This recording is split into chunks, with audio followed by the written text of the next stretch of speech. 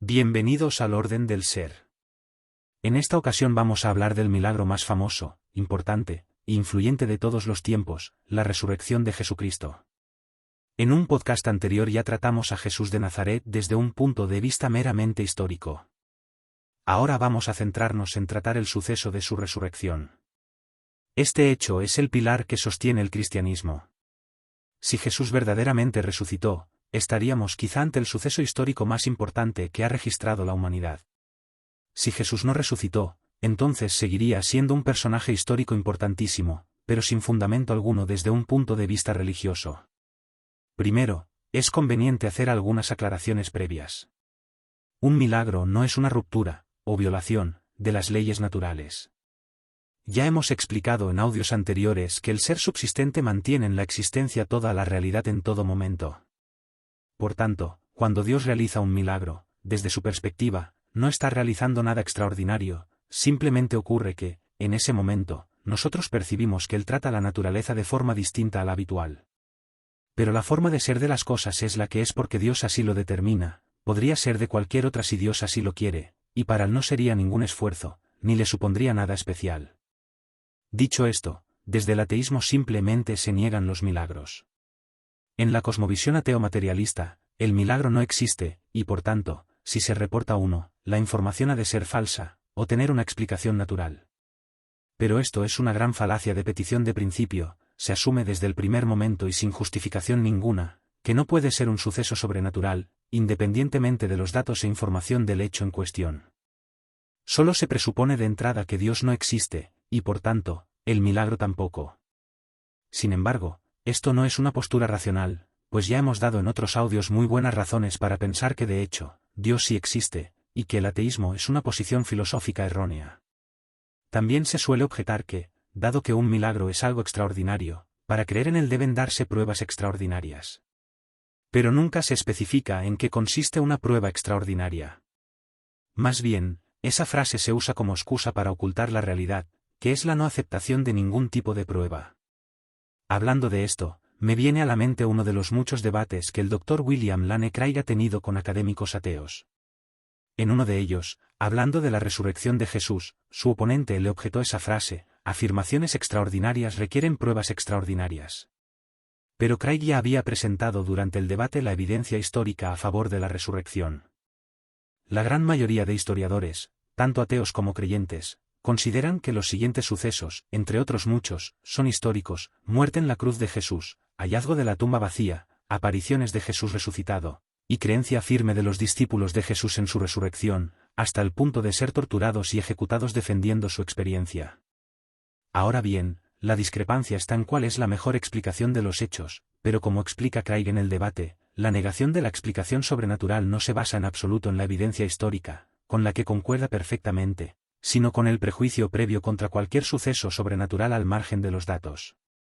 Entonces, el moderador del debate preguntó al debatiente ateo que aceptaría como prueba. Lo que el ateo acabó por admitir es que, incluso si la resurrección ocurriera hoy, y tuviéramos fotos y vídeos del hecho, él pensaría que serían falsos.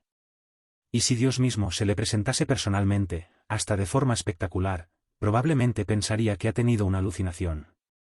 Como decía San Agustín, para el que quiera creer, tengo 1000 argumentos, para el que no quiera, no tengo ninguno. Vamos a desarrollar ahora el argumento a favor de la resurrección citando directamente a William Lane Craig. Afortunadamente, el cristianismo, como religión arraigada en la historia, hace afirmaciones que pueden, en buena medida, ser investigadas históricamente. Supongamos, entonces, que estudiamos los escritos del Nuevo Testamento, no como escritura inspirada, sino meramente como una colección de documentos en griego que nos han llegado desde el primer siglo, sin ninguna presunción acerca de su fiabilidad más que aquella con la que consideramos normalmente otras fuentes de historia antigua.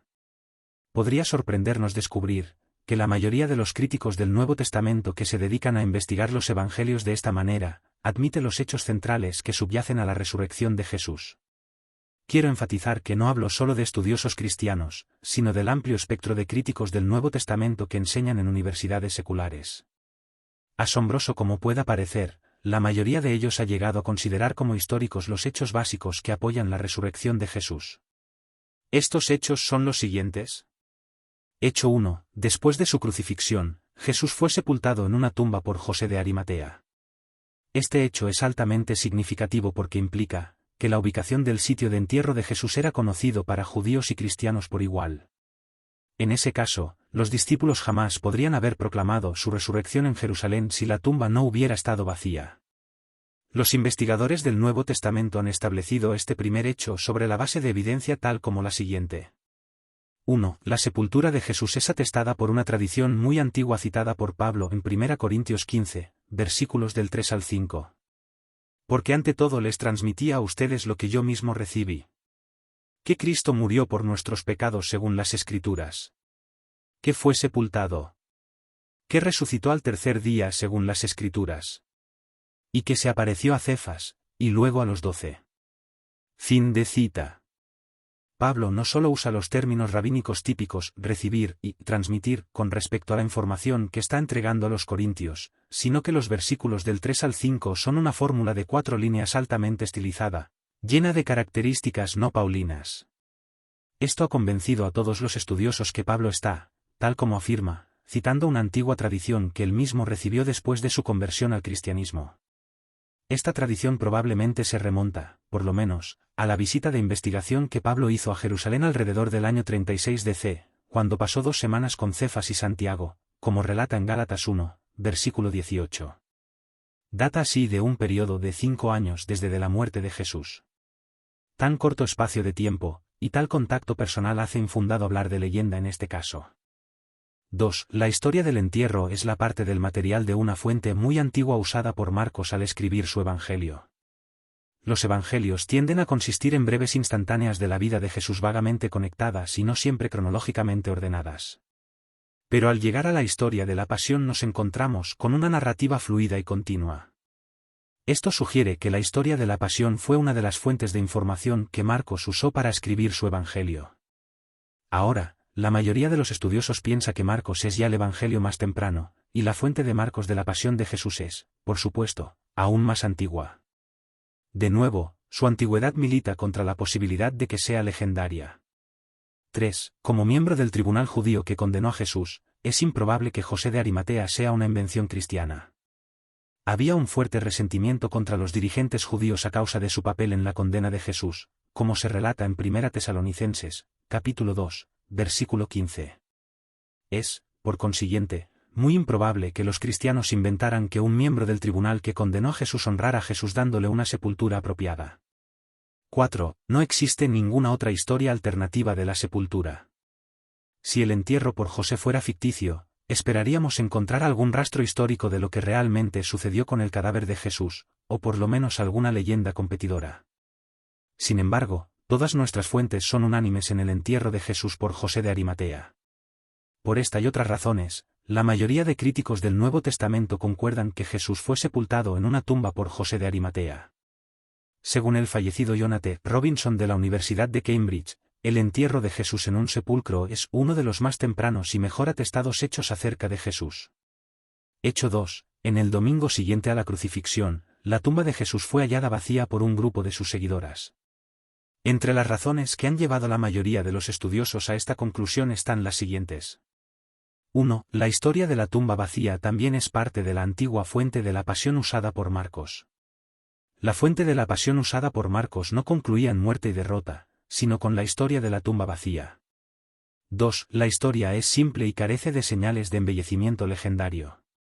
Todo lo que uno tiene que hacer para apreciar este punto es comparar el relato de Marcos con las locas historias legendarias que hallamos en los evangelios apócrifos del siglo II, en los que Jesús es visto salir de la tumba con su cabeza sobre las nubes y seguido por una cruz parlante. 3. El hecho de que el testimonio de una mujer era despreciado en la Palestina del siglo I está a favor de la autenticidad del relato de las mujeres en el descubrimiento de la tumba vacía. Según el historiador judío Josefo, el testimonio de las mujeres era considerado de tan poco valor que ni siquiera era admisible en un tribunal de justicia judío. Cualquier historia legendaria tardía habría inventado, ciertamente, a discípulos masculinos descubrir la tumba vacía. 4. La temprana alegación judía de que los discípulos habían robado el cuerpo de Jesús, como observamos en Mateo 28, versículo 15, demuestra que el cuerpo había, de hecho, desaparecido de la tumba. La respuesta judía más temprana a la proclamación de los discípulos de que Él ha resucitado de los muertos no era indicar su tumba ocupada y reírse de ellos como fanáticos, sino afirmar que ellos se habían llevado el cuerpo de Jesús. Así, tenemos evidencia de la tumba vacía viniendo de los propios oponentes de los primeros cristianos. Podríamos continuar, pero creo que se ha dicho que lo suficiente para indicar por qué, en las palabras de Jacob Kramer, un especialista austriaco en la resurrección, por lejos, la mayoría de los exégetas sostiene firmemente la fiabilidad de las declaraciones bíblicas acerca de la tumba vacía. Hecho 3. En múltiples ocasiones y bajo variadas circunstancias, distintos individuos y grupos de personas experimentaron apariciones de Jesús vivo después de su muerte. Este es un hecho que es reconocido casi universalmente entre los estudiosos del Nuevo Testamento, por las siguientes razones. 1. La lista de testigos de las apariciones del Jesús resucitado, citadas por Pablo en 1 Corintios capítulo 15, versículos del 5 al 7, garantiza que dichas apariciones ocurrieron. Estos incluían a Pedro, llamado Cefas, los 12, 500 hermanos, y Santiago. 2. Las tradiciones de las apariciones en los evangelios proporcionan atestación múltiple e independiente de las mismas. Esta es una de las marcas más importantes de historicidad. La aparición a Pedro es atestada independientemente por Lucas, y la aparición a los 12 por Lucas y Juan. También tenemos el testimonio independiente de las apariciones galileas en Marcos, Mateo y Juan, así como a las mujeres en Mateo y Juan. 3. Ciertas apariciones tienen señales de historicidad. Por ejemplo, tenemos buena evidencia en los evangelios que ni Santiago ni ninguno de los llamados hermanos de Jesús creyeron en él durante su vida. No hay ninguna razón para pensar que la Iglesia primitiva generaría historias ficticias acerca de la incredulidad de la familia de Jesús si hubieran sido desde un principio seguidores fieles. Pero es indiscutible que Santiago y sus hermanos se volvieron creyentes cristianos activos después de la muerte de Jesús. Santiago fue considerado un apóstol y eventualmente ascendió a una posición de liderazgo en la Iglesia de Jerusalén. Según el historiador judío del primer siglo, Josefo, Santiago fue martirizado por su fe en Cristo hacia fines de la década del 60 d.C. Ahora, la mayoría de nosotros tiene hermanos. ¿Qué se necesitaría para convencerlos que su hermano es el Señor, de tal modo que estuvieran dispuestos a morir por esa creencia? ¿Puede haber alguna duda de que esta notable transformación tuvo lugar porque, en palabras de Pablo, entonces se apareció a Santiago? Incluso Gerd Ludemann, un destacado estudioso alemán crítico de la resurrección, admite: puede tomarse como históricamente cierto que Pedro y los discípulos tuvieron experiencias después de la muerte de Jesús en que Jesús se les apareció como el Cristo resucitado. Hecho número 4. Los discípulos originales creyeron que Jesús había sido levantado de entre los muertos a pesar de tener toda predisposición en contra de ello. Piense en la situación que los discípulos enfrentaron después de la crucifixión de Jesús. 1. Su líder estaba muerto.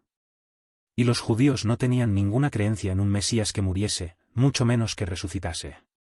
Se suponía que el Mesías debía expulsar a los enemigos de Israel, en ese momento los romanos, y restablecer el reino davídico, no sufrir la muerte ignominiosa de un criminal. 2. Según la ley judía, la ejecución de Jesús como un criminal demostraba que era un hereje, un hombre literalmente bajo la maldición de Dios, como puede verse en Deuteronomio 21, versículo 23.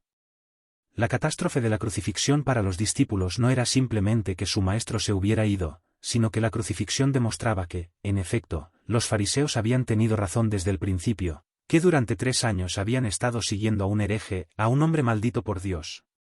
3. Las creencias judías acerca de la otra vida excluían que alguien fuese levantado de entre los muertos a la gloria e inmortalidad antes de la resurrección general, en el fin del mundo. A pesar de todo esto, los discípulos originales creyeron y estaban deseosos de ir a la muerte por el hecho de la resurrección de Jesús. Luke Johnson, un estudioso del Nuevo Testamento de la Universidad de Emory, reflexiona: se requiere alguna clase de experiencia poderosa y transformativa para generar el tipo de movimiento que fue el cristianismo más temprano. N.T. Wright, un eminente estudioso británico, concluye: es por eso que, como historiador, no puedo explicar el surgimiento del cristianismo primitivo a menos que Jesús se haya levantado, dejando una tumba vacía tras él. Fin de cita. Precisamente este punto también es interesante citar a San Agustín, que escribió lo siguiente: meditad bien vuestra respuesta y elegid con toda libertad.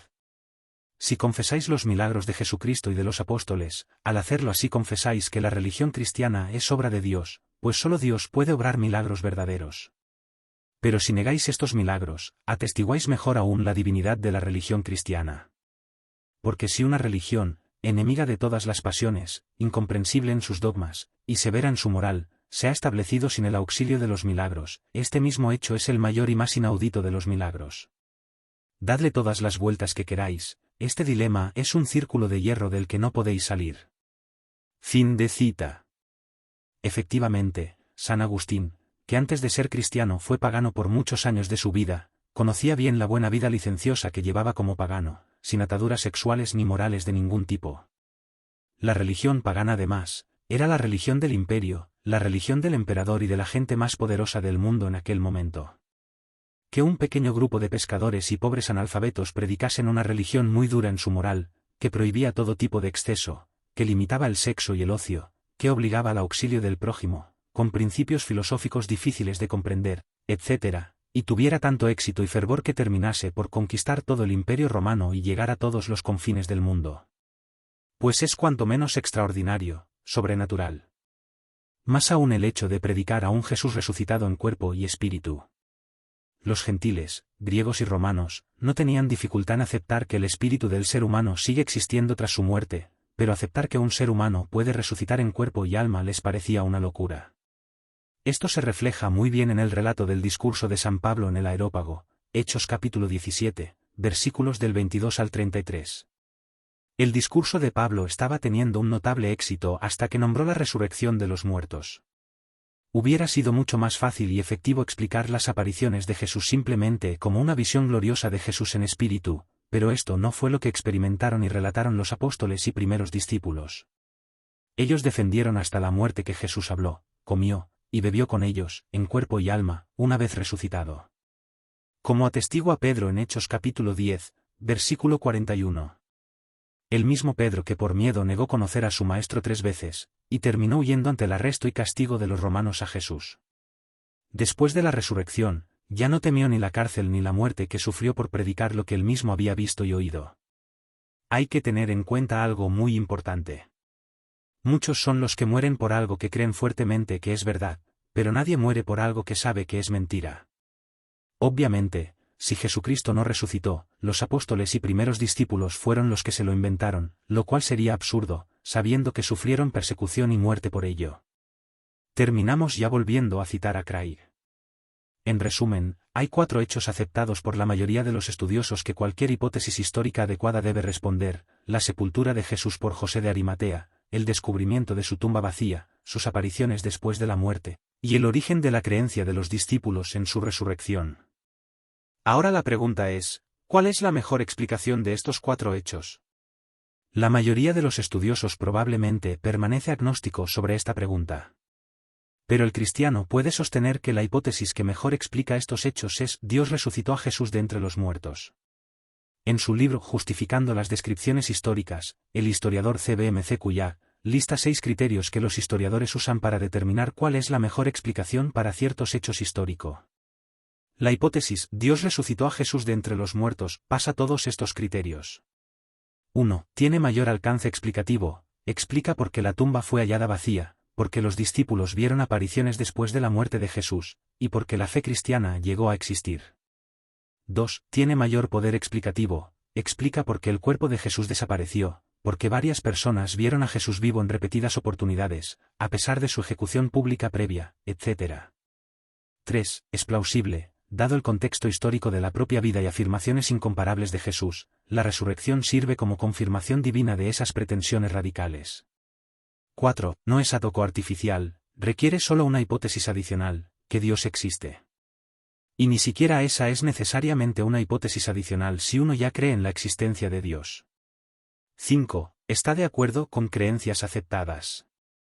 La hipótesis, Dios resucitó a Jesús de entre los muertos, no contradice en forma alguna la creencia aceptada de que las personas no resucitan de forma natural. El cristiano acepta dicha creencia de todo corazón, tal como acepta la hipótesis de que Dios resucitó a Jesús de entre los muertos. 6. Supera ampliamente a las hipótesis rivales en cumplir las condiciones anteriores. A través de la historia se han ofrecido variadas explicaciones alternativas de los hechos, por ejemplo, la hipótesis de la conspiración, la hipótesis de la muerte aparente, la hipótesis de la alucinación, y así. Tales hipótesis han sido rechazadas casi universalmente por la erudición contemporánea. Ninguna de estas hipótesis naturalistas tiene éxito en cumplir las condiciones tan bien como la hipótesis de la resurrección. Ahora, esto pone al crítico escéptico en una situación bastante desesperada. Hace unos años participé en un debate sobre la resurrección de Jesús con un profesor en la Universidad de California en Irvine. Él había escrito su disertación doctoral sobre la resurrección, y estaba completamente familiarizado con la evidencia. No podía negar los hechos del entierro honorable de Jesús, la tumba vacía, las apariciones después de la muerte, y el origen de la creencia de los discípulos en la resurrección. Así que su único recurso era proponer alguna explicación alternativa de esos hechos. Y así, argumentó que Jesús de Nazaret tenía un desconocido hermano gemelo idéntico que fue separado de él en la infancia y creció independientemente, pero que regresó a Jerusalén en el momento de la crucifixión, robó el cuerpo de Jesús de la tumba, y se presentó a los discípulos, quienes equivocadamente infirieron que Jesús había resucitado de entre los muertos. No me tomaré la molestia de explicar cómo refuté dicha teoría. Pero pienso que el ejemplo es ilustrativo de hasta dónde debe llegar el escepticismo en su desesperación por refutar la evidencia de la resurrección de Jesús. De hecho, la evidencia es tan poderosa que uno de los principales teólogos judíos a nivel mundial, el fallecido Pinchas Lapide, quien enseñó en la Universidad Hebrea en Israel, declaró estar convencido en base a la evidencia, que el Dios de Israel había levantado a Jesús de Nazaret de entre los muertos. La importancia de la resurrección de Jesús descansa en el hecho de que no es solo alguien cualquiera quien ha sido levantado de entre los muertos, sino Jesús de Nazaret, cuya crucifixión fue instigada por los dirigentes judíos debido a sus pretensiones blasfemas a la autoridad divina. Si este hombre ha sido levantado de entre los muertos, entonces el Dios contra quien supuestamente había blasfemado ha vindicado claramente sus pretensiones. Así, en una edad de relativismo y pluralismo religioso, la resurrección de Jesús constituye una roca sólida en que los cristianos pueden apoyarse. Fin de cita. Si te ha gustado, no olvides darle like, comentar, suscribirte, y compartir este podcast. Un fuerte abrazo y gracias por escuchar.